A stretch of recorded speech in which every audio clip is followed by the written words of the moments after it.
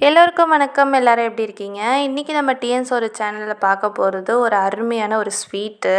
இது நீங்கள் உங்களுக்கு வீட்டில் ஒரு ஃபங்க்ஷன் அப்படின்னா ஒரு ½ அன் ஹவரில் இதை நீங்கள் ரெடி பண்ணிடலாம். வாங்க எப்படி பண்ணுறதுன்னு பார்ப்போம். 1 கப்பு பைத்தம்பருப்பு, திராட்சை, முந்திரி பருப்பு, கலர் பவுடர் போட்டுக்கோங்க. அப்புறம் 1 கப்பு ஜீனி, தேவைப்பட்டால் இன்னும் ஜீனி ஆட் பண்ணிக்கலாம். 1 கப்பு கோதுமை மாவு. இப்போ ஒரு கடாயில் நம்ம எடுத்து வச்சுருக்கிற பைத்தம்பருப்பை நல்லா பொன்னிறமாக வறுத்துக்கோங்க. நல்லா வறுத்துட்டு ஒரு அரை மணி நேரம் தண்ணி ஊற்றி ஊற வச்சுட்டு நேரம் கழித்து வேக வச்சுக்கோங்க. நல்லா பருப்பு குழஞ்சிருக்கணும். நல்லா மத்து வச்சு கடைஞ்சிக்கோங்க. அப்புறம் ஒரு கடாயில் 50 கிராம் எண்ணெய் விட்டு 2 டீஸ்பூன் நெய் விட்டுக்கோங்க. வரும்போது நம்ம பருப்பை எடுத்து அதில் கொட்டிடலாம். கை விடாமல் கிண்டிகிட்டே இருங்க, அப்போ தான் கட்டிப்படாது. இப்போ நம்ம கலர் பவுடரை ஆட் பண்ணி நல்லா கிண்டிகிட்டே இருக்கணும். இப்போவே கண்டுபிடிச்சிருப்பீங்க இது அசோகா அல்வா அப்படின்னு. இதை செய்கிறதுக்கு பொறுமை தான் தேவை.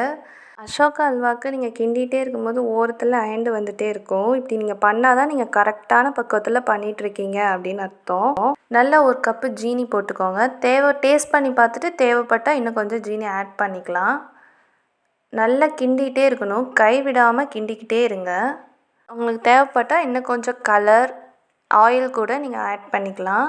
நீங்கள் எந்த அளவுக்கு ஆயிலும் நெய்யும் யூஸ் பண்ணுறீங்களோ அந்த அளவுக்கு ரொம்ப நைன்னு ரொம்ப சாஃப்டாக இருக்கும். அப்புறம் ஒரு கடாயில் 4 டீஸ்பூன் நெய் போட்டு முந்திரி திராட்சையை பொரிச்சுக்கோங்க. போட்டோன்னே எடுத்துருங்க, இல்லைன்னா கருகிடும். அதை மிக்ஸ் பண்ணி நல்லா கைவிடாமல் கிண்டுங்க. கட்டிப்படாமல் நல்லா கிண்டிகிட்டே இருந்திங்கன்னா கலர் சேஞ்ச் ஆகிடும். இப்போ நல்லா ரெடி ஆகிடுச்சு. அடுப்பை ஆஃப் பண்ணிவிட்டு நல்லா சுற்றி கிண்டி விடுங்க. சூப்பராக ஆகிடுச்சு. இப்போ ஒரு பாத்திரத்தில் நெய்யோ எண்ணெயோ விட்டு க்ரீஸ் பண்ணிக்கோங்க. அதுக்கப்புறம் இந்த அல்வா எடுத்து போட்டிங்கன்னா ரொம்ப சூப்பராக இருக்கும். இது நீங்கள் வீட்டில் எந்த ஒரு ஸ்மால் ஃபங்க்ஷனாக இருந்தாலும் எப்போதும் போல் ஒரு கேசரி இல்லாமல் இப்படி ஒரு வித்தியாசமாக ஒரு அசோகா அல்வா பண்ணி கொடுத்திங்கன்னா உங்கள் ஃபேமிலியே ரொம்ப ஹாப்பியாக இருப்பாங்க. இது நீங்கள் விருப்பப்பட்டால் இதுக்கு மேலே கொஞ்சம் நெய் விட்டு சர்வ் பண்ணுங்கள். இந்த அசோகா அல்வாவை நீங்கள் மேக்ஸிமம் ஒரு 4 to 5 days கூட வச்சுக்கலாம். நீங்கள் தண்ணி படாமல் வச்சுருந்தீங்கன்னா சலுப்படிக்காமல் இருக்கும். இதை ஒரு நாள் பண்ணி பார்த்துட்டு இது எப்படி இருந்தது அப்படிங்கிறத கமெண்ட் செக்ஷனில் சொல்லுங்கள். நீங்கள் நான் சொன்ன மெஷர்மெண்ட்டில் கரெக்டாக பண்ணிங்கன்னா ரொம்ப சூப்பராக கரெக்டான டேஸ்ட்டில் ரொம்ப சாஃப்டாகவும் கிடைக்கும் உங்களுக்கு.